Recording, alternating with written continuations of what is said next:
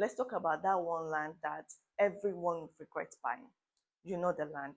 You post it on Gigi, list it on Instagram, put up signboard, and even call your uncle that is in Canada. But still, nobody wants to buy. Why? Because not all land can be resold. So today I'm going to be breaking down the ultimate red flag that shows you're about to buy land that will hook the truth. One, no valid title document. Let me say this loud and clear. If you're buying land that does not have a title, you are not buying real estate. You are buying anxiety. How can you start negotiating land that does not have CFO, no governor's consent, no deed of assignment, nothing, just mount and you're processing it, man? What are you processing? I beg. A serious buyer will tell you, please raise the title. You have to show them. If you're like, we are working on it, you continue working on it, or some will even tell you, no problem, because nobody wants to buy trouble. Even if your land is dry, fine, and even close to the express without title documents, it's like buying a car with no plate number, no papers, just blood stains on the car. Who wants to buy it? Some people will even have mouth to tell you, we'll do the documents later. You too, you buy your land later. You see, before you pay shishi for land, make sure the documents are in place, or at least let your lawyer do due diligence, because buying land without title is like marrying someone with no name, no address, no ID. You will suffer in court and even in real life. Don't play. Original C of O, that paper you call common, which is not common, is a golden ticket. It will make your resale to become easy. Even banks can give you loan with original C of O. Investors too will take you serious because they know you have something valid. But without it, you're just holding a land nobody wants. If during rainy season, the only way someone can go to your land is through a canoe, that one is not real estate, it's river estate. No serious buyer will want that. They will even pay higher for a dry land than to start this kind of stress. Nobody will want that. Buy smart, don't buy wet promises. 3, landlocked plot that is no access road. If getting to your land will take somebody like maybe 45 minutes of trekking and you're still going, we've passed cassava farm, we've passed gutter, we've passed everything we know we can pass. If that land does not have a registered access road, resale would be very hard. Do you know those land that look good on paper, but in real life, you have to squeeze from Antibisis backyard to get through it? That is what they call landlocked land. Land that has no registered or legal access road. You basically need Jesus or GPS to find it. You see, some agent to tell you it's temporary. You are still working on the road. No reroll. Road has been under construction since. Better ask them whose land you're passing through to get to that one. If no access, no movement. No movement, no development. No development, nobody will look at your land twice, trust me. If the road is not on a gazetted layout, forget it. And if you have to pass through someone else's land and it's not granted legally, that land is stuck. Don't buy prison land. Buy land you can freely enter without an apology. 4, bad topography. If your land looks like a climbing adventure, nobody wants it, especially first-time builders. But now, what is topography? Topography means the shape and surface features of the land. Is it flat? Is it sloped? Is it rocky? It also includes elevation, how low or high it is. But now let's talk about bad topography. 1, sloped land. If you need to hike to reach to your land, that land is exercising you. It's not enriching you. You building on a slope means expensive foundation, retaining walls, and drainage drama. 2, marshy land. You bought land, rain fell, nesting. Floods are the only one holding her spatting on your land. You see, this kind of land will not only eat your money, but it will eat your money in some feeling and also delay your project. 3, rocky land. You bought land, you started digging foundation. Before you know it, you hit granite. Now you are sweating and your account is weeping. Please, before you buy land, make sure that the land is ready for your building, not the one that will be preparing you for war. 5, no infrastructure or future development. Zero electricity, no water, no schools, no nearby road, nothing. Investors want to see something to just, to make them feel like this land has growth or development potential. Even investors are thinking of long term. If the area where the land is doesn't have these potentials, the investors are going to look elsewhere, and you wouldn't blame them for that. So to say, always make sure to check the masterpiece of the area. Is the area residential, commercial, or justified? Always ask questions. Ask if there is a company around, a major company around. Is there a school? Is there any bank setting up? don't just look at their land, look at what is around the land.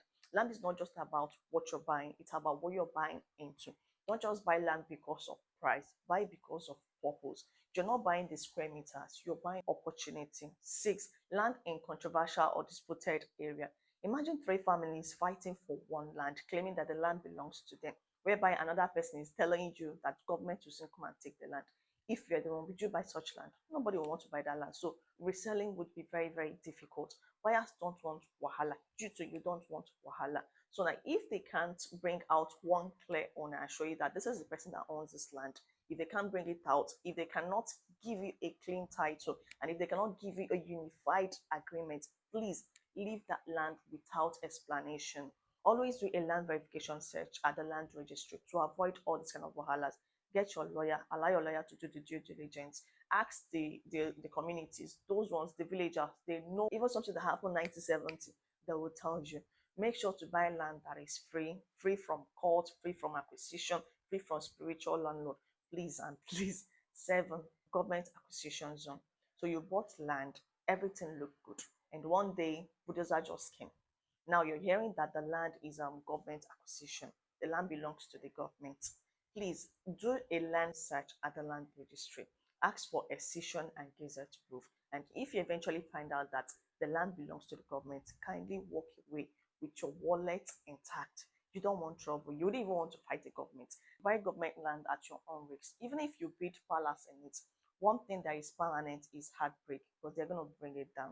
You're not a minister. Leave government land alone. Eight, land too far from civilization. Nobody wants land in Area 51. Development attracts buyers, not isolation. Some agents will be like, oh God, this land now, before you know it, it will be like Lekki in the next 10 years. Now, in the next 10 years, Lekki is now phase 20, but your land is still chilling with grass cutters. Buy land with planned development, estate layout, and evidence of actual infrastructure coming soon. Buying land is good, but don't go and buy land that even Google will not be able to recognize. You're not land banking. Even somebody that wants to do land bank will still be aware of where to buy land from. Nine, you bought land at inflated price, that is overhyped price. You bought an overhyped land for, let's say, 6 million naira, but the actual value or price of that land is 3 million naira, and you're hoping to sell yours now for, like, let's say, 10 million naira. Now you have a buyer. The buyer asked around. Then now they're telling the buyer around that area that they're selling for 4 million naira. So do you think that buyer would come back for you? Obviously not. So you selling that land now, it's going to be difficult. And there is no way you can sell that land without looking desperate. Make sure to do a price comparison. Ask around, ask agents around, even builders. They know prices of land around that area. Don't fall for binary pressure. If it's that urgent, that means it's suspicious. If you see the land in person, don't forget that you're buying land. It's not Instagram clout, it's investment. Remember, it's not about buying land, it's about buying right. 10. Poor estate planning or no layout. If your land is in an area where there is no planned layout, one plot is used for mechanic, another one is for poultry, another one is for residential. Just forget resale. Buyers want order. In real estate, layout means roads are mapped out properly, plots are well organized and accessible. There are spaces reserved for drainage, green areas, electricity lines. It shows that the estate is planned for living, not just buying and abandoning it. Always ask to see the approved layout plan. Buying land without no layout is like entering keke without asking where it's going. It might take you to Mushimi where you're going to Ekpe. Buy land and not land wahala. If the estate does not have plan for the land, your land will not have any future. Simple. 11. Zero marketing appeal. Let's be real. If you can say anything exciting about your land, how do you expect a buyer to pay money for that land? Nobody is going to be interested. You see location, access, and development. Those are your selling points. Imagine opening a supermarket. You just sat inside, no ad, no signboard, nothing to tell people that there is something happening in there. That is how people try selling land. Real estate investment does not end only when you buy. You have to market that land, hype it, push it, share it, repeat it. If not, it's just you and your shadow that will be seeing that land. Don't be a secret landlord, be a loud investor. Your land can only move if someone talks about it. 12. Omonile Wahala. Buyers have heard stories. If Omonile keep on collecting for cement, for roofing, for tying, for fatting, and all of that, Tell me who want to buy that land. Everybody will be scared to buy that land because nobody wants wahala. Nobody wants to deal with that. So reselling is gonna be difficult.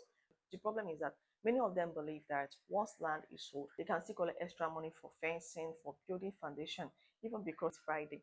Please buy land from a registered real estate company. Go with verified titles like C of O, governor's consent, deed of assignment, survey plan, all of them. Conduct proper due diligence with a lawyer. And if you must buy a family land, please make sure that you're with your lawyer and all the family members sign. Do not leave anyone behind you. You see, buying land is another thing, but fighting with someone that claims that the grandfather owns the land is another thing. Please don't buy land because it's cheap.